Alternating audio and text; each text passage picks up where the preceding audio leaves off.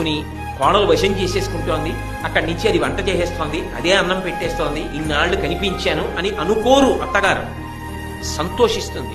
దీని కొరకు కదా కోడల్ని తెచ్చుకున్నాను, అమ్మయ్యా నా కొడుకుని క్షేమమైన చేతుల్లో పెట్టేశాను, ఇక పైన అన్నం పెట్టేటప్పుడు తల్లిలా పెట్టే కోడలు వచ్చింది అని ఆనంద భాష్పాలు రాల్చగలగాలి. అది సంస్కృతి.